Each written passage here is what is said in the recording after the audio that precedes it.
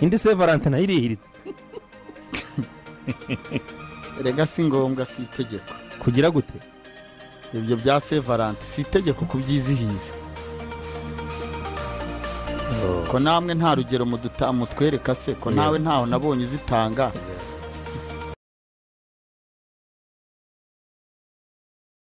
yaba wowe yaba Fuadi yaba Clarisse namwarahashe imyembe niba mwarahashe ibigori niba mwarahashe iki nta ndabyo nabonye yaba cyangwa n'abana Adventiste menya nabo ari abatampera ntabwo ari Adventiste n'abatampera ajya abakinnyi ko bayizihije wabonye mi uko bagiye bizihiza Saint Valentin wabibonye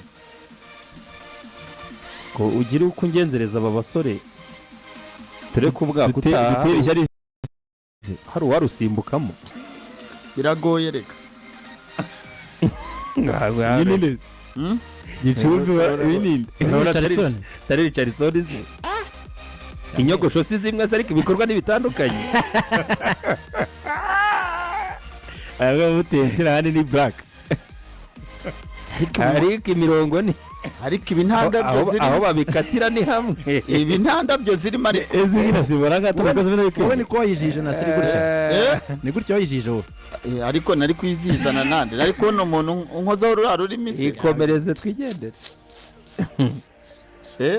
ikomereze nizo ngorane umupira aramunaniye ibi nibyo asigaye ashoboye ariko se kutabivuze kuri Richardson waracyabibona namba na Richardson ntega ntigeze awumenya abandi batanga n'imbwa kuri Saint Valentin ariko umukobwa w'ikigaruka mwoherereza imbwa cyangwa ubwisukuri ahita avuga ati dore se ko zibaye ebyiri ndabigenza imbwa yohereje indi ariko mu mitwe yanyu mwumva ari byiza ukajya gutya ukagura ikibwana ukacyohereza akavuga ati se kohereje muri muna wawe kuba mwumva muri batatu ati murumva nzabatunga muri babiri ya ba shamba ngubwize kuri Kigali ntago yabyoroshye ajya gutya ukabone dizohereje ikibwana bagahita bamusubiza ati none se ko kwandikira ka message rwose ati none uyu munsi kuje wabaye mugufi ni murumuna wawe uramunambiwe uramunyoherereje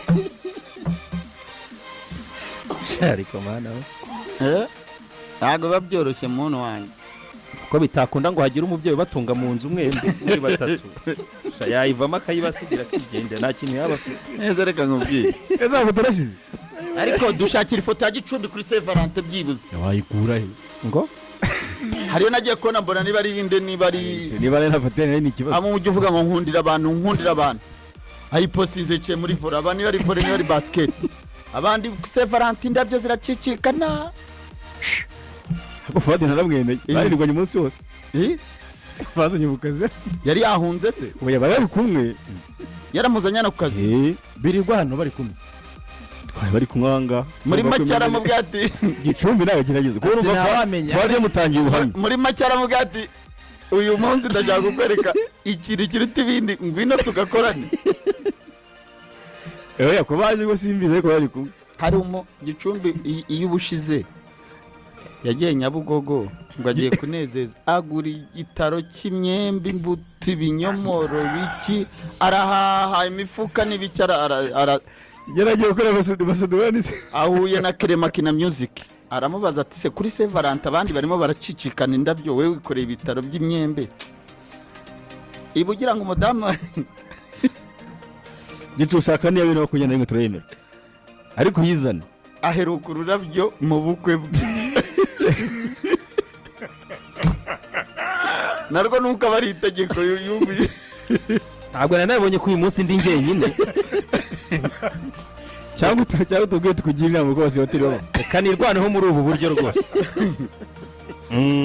kanirwaneho muri ubu buryo Deus rwose nabonye yatangiye kugenda aca amarenga yuko ejo ashobora kuzatera ivi mwanyaboneka mwe mwiteguye ejo akantu karagaragara Deus ndamukemanga ko uyu mwaka azadutungura ariko none ibaze mbonye nka Deus ambwiye ati uzanyambarira ariko naba mumaniwe koko ejo se umukunzi wawe uramugenera ubuhe butumwa? umukunzi wanjye se ndamwemera cyane ahari yumve ko mukunda sana. gira ijambo umubwira. ijambo mubwira ni uko muhoza ku mutima. yitwa ndetse ntabwo nabivuga kuri radiyo Nasiri. ariko wa mugani hano hari abasore bahita bamukwiba. sibyo n'abasore bari aho ngaho igihugu cyose kiba kineza amatwi bahita bamutwara. ariko ni nabyo byiza, ni ukuba purawudi kugira ukanamuvuga nawe akiyumva, kuko ushobora kuvuga gutyo ngo ahari hakaba wenda ufite batatu wahehe n'uwahehe bose bakiyumva. oya ntari ahubwo kereka mu kanya namwe mudutema abakunzi banyu twumve tuba tubateze amatwi. mutumanukire rwose hasi uri kuvuga ngo Deus aragutungura nawe tubera urugero dutungura utwereke umukunzi wawe. njyewe nahisemo kuba nka Pawulo nk'intumwa. nka Pawulo? ibyo bintu ntabwo twabishyigikira. oya ariko se ko ari amahitamo yanjye n'umuhamagaro wanjye. Edi umeze neza? meze neza cyane. umeze gute? ni sawa. wa gatanu mwiza. nawe kuri wowe? naho wowe bimeze bite? Saint Valentin? oya ntabwo ari byo nkubajije, ndakubajije wa gatanu wawe. nanjye ni amahoro. nahise ngubajije Saint Valentin ko bivaga bibaza abantu bose. wowe se ntabwo uyiteguye? oya ntayo niteguye. kubera iki? ntayo njya niteguye. uri single? uri single cyane? sure? oya kubivuga se umeze yego nawe. nyine none se mvuge ndenze gutya yego ndi single. ntabwo ntikureba wowe. ntabwo indeba ese ko buranasobanukiye ko Saint Valentin ubwo nyine ari ukujya mu gahinda ahubwo kubera urupfu rwa Valentin. yego ni umunsi w'abakundanye wo gutanga impano. ni ku isi yabihisemo. kuki utabaho kumwunamira ahubwo? oya bakajyana n'indabyo wenda nimba bazashyinguye bagashyiraho. twe turagukemanga kuba uri umwana ukiri mutoya ku myaka 25 niba atari n'ine ukaba uhitamo gukundana mu bandi gute? naheza yavana nabo mu bandi ni ukuvuga ngo ibyo ahubwo byagakoze Edizo cyangwa Deus. Bubandire gukundana rwihishwa. oya bubandire gute? kuriya nyine ukundana kubeshya abantu nta rukundo ntaki. oya muntu bese je gundana urukundo Yesu Kristo yatubwiye. rero gukunda mugenzi wawe nkuko wikunda nta rundi. ahubwo wowe n'ufite abantu benshi beje uzaba wihishahisha. ndihishira iki se? uzabapangira amasaha atandukanye. na FA Cup nizihari hano ntabwo turi kogeza. uzankenera zaza nsanga. ariko burya Saint Valentin rega ni ya bose, ni y'umuhungu ikaba ni y'umukobwa. ni ukuvuga ngo icyo nakorera umukunzi wanjye n'umukunzi wanjye yakonje kukinkorera. nese ruka kwizihiza rya naruka kwizihiza rya Saint Valentin 2021. iyo myaka yose arabeshyaga. oya ahubwo uvuga ngo iyi myaka ishize mba ndi kubeshya. nyine iyo myaka uri kugenda ucaracara muri benshi. oya ariko gucaracaramo gute? Coutinho yagiye muri Vasco da Gama muhoza Samuel ati Barcelona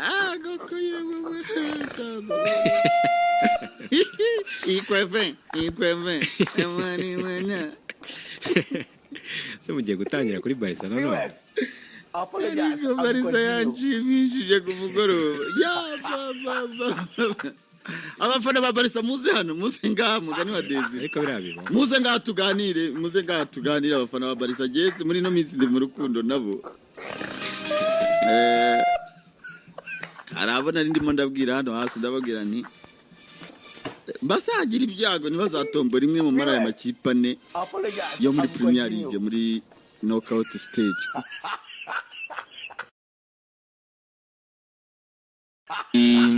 ubu butumwa mugenda mutwandikira wavugiye kuri radio bwa mbere ryari Lukasi tubwire na mo butigiye yivugiye mu butarandika ugiye kuri radio kera umutera gutanza kuyivugiraho nk'umukunzi wa radio kuyikoraho ni myaka 15 irashize kuri radio Salus kiraza kuri radio Salus kabisa ndabyibuka ni 24 iruzi yoya nene ahubwo rabicuritse ni 42 kwa de Salus ndabyibuka nari umunyeshuri ari Butare muri za 2011 zirangira gutyo 2011 gutyo nibwo navugiye kuri radio numva ari ibintu bikomeye niba bikomeye ndataha nimugoro ikiganiro cyasubiragaho sinzi niba kigisubiraho ibintu byambanye byiciro umutwe hajemo nabakati bito ariko uri seriyari n'uyu wacu nawe ari seriye mu buryo bwe atutari umuntu uvugije umunsi gukora Saint Valentin tagati France wowe wifurije nde niba atari ibanga oya munyereka ariko nkungu giye korukora ngakati bito dukuzenga invitation none katitari uziba cyane ababizereza kigiye rero urumva yuko imyaka ni myinshi natwe twagiye tubona abandi bato benshi bagiye baza nyuma yacu ubu bari mu kazi nabo kandi banyamakuru beza cyane naho Muzeye Desire ati mu butuni ryari mu butiyambwiye ko nawe ni kera za 2009 nyari za 2010 nashaka ko aribwo bwa mbere avugiye kuri radio niko mu butiyambwiye nawe basaza rero bandi dukorana Desire n'imyaka 42 Kastani nka 30 bayingana nawe irayinga ubu bayingana banje burya kuba umwanditsi wa The New Times kuba umwanditsi ndumva Muzeye Shehe bitangiye gutumirwa kuri za RFI kera nawe na zindi radio mpuzamahanga za Deutsche Welle ni generation y'abakarenzi Muzeye we ushaka imyaka nka 50 nawe ni myinshi Ishimwe Patrick bakunda kwita Madudu ati umunsi mwiza Lukasi wa radio ndetse n'umunsi mwiza wabakundana Jean-Luc iyo mu Burayi na games za Manchester zihari haba hakonje pe by'umweru hafi 2 kwe tuzaba turi mu biki ndetse mana sha Eka ntabwo byandeba. Oya ngo hari ukuntu ngo posting umukabura batanu. Ugasanga rufite nka barindwi barihisha nabyo bishuguye. Ngiye tumwe ariko yibereye ku ishuri. Data. Segonderi kandi nanjye ndi mu kazi ntabwo namugeraho. Ku ishuri segonderi naza azasanga nani hati. Ayo muri segonderi? Oya ni TVT yiga.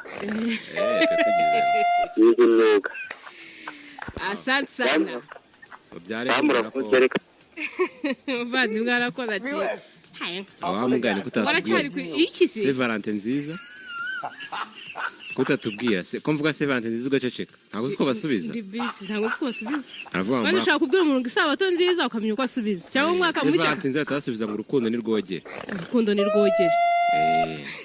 rwarogeye ejo rwarogeye ngo abantu ngo bamwe ngo bitwazaga ngo amamace bakagira ngo twe ntabwo twajye kuyareba ngo amamace abantu mwihisha ngo mwagiye kureba ngo APR ngo na Al Hilal Premier League ntiyari ihari bari bayikuyeho abantu bari bari mu mwizihize abantu ngo bari bari mu amahoro mujyaneyo nta kwihisha ko nabonye se hari birthday ubu buryo yatanzemo ubutumwa kadi byaza kwereke birthday ameta ngira ubwo kumutera kabiri yego se urikira rero wande anzishyura none ntaho nabicikira 8% ya buri kwezi ati muri birthday bavuga ngo iyo ukunze umuntu ujye umukunda n'ibyo byose umujama ati will you marry me wenge ko umukobwa ati yego atari kose ko mfite inguzanyo ya minuza ntarishyura tabakwanga hose umujama ati no pressure ni gake tuzayishyura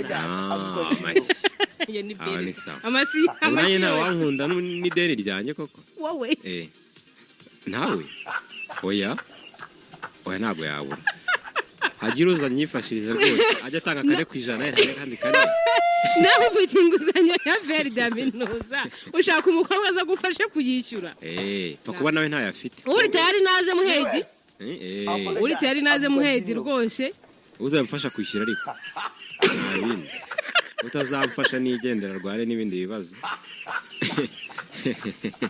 uko birakomeye ko wahindutse ibintu birakomeye umunsi w'ejo byari bikomeye mw'abantu ngo rapostinga umukabura batanu ute azundi uretse ko tunavuze ibintu by'ukuri banzira umunsi uri kuri social media gusa muza gusa nta muntu wiziza ari ibintu bikabiriza kuri social media barahari abantu bateramo amabara wa muntu bakagenda kuri date kuva nabonye sindabona umuntu ugiye kwiziza Sevarant yambaye ngo ngiye kwiziza Sevarant cyakare babikorera mu nzu bihisha hoje bajya hanze aho wowe ntugera hanze nese mba ndiye gora nawe uri muri kandi uri muri stade nijoro ari kubibonera hese nese navuye muri stade sangaye wahise utaha nyine oya nagwataje oya manza ngareba amatara ukuntu ari kwaka ikigali ama singaba iyo ukunze umuntu umukundana n'ibyo byose bana iyo nubwo n'ubutumwa bwa berde iraduherekeje muri iki kiganiro kuri Saint Valentin nubwo butumwa ku munsi w'ejo bari babafitiye bindi byo bireka abafana pere ko batandika muri chat yacu kandi ngo bari bavuye mu mwuka Saint Valentin yabaye nziza batanye rimwe abarego nabo babonye Saint Valentin buriya nabonye umuntu rero ufite indabyo ariko uvuga ngo njye nabonye aho mbyegeka ngo ikibazo ni iki ngo ikibazo ni abafana abafana barakina se ngo abafana ntibanyurwa numuriro rero murabivuga ejo ngaba abafana ejo yari yaje afite n'indabyo bazizaniye abatanyurwa nabahe yarazizaniye aperi yavuze ngo ikibazo si umutoza ngo ikibazo si ikipe ngo abafana aperi niwe kibazo atute kandi ari umunege ngo ntibanyurwa ngo aba badutsinze bino none ntabwo bishimye ngo bari ku mwanya wa mbere ibiki n'ibiki uwitwa niyo murengeza ngo Arsenal itwara English Premier League ngazahita yivaho ngo ararambiwe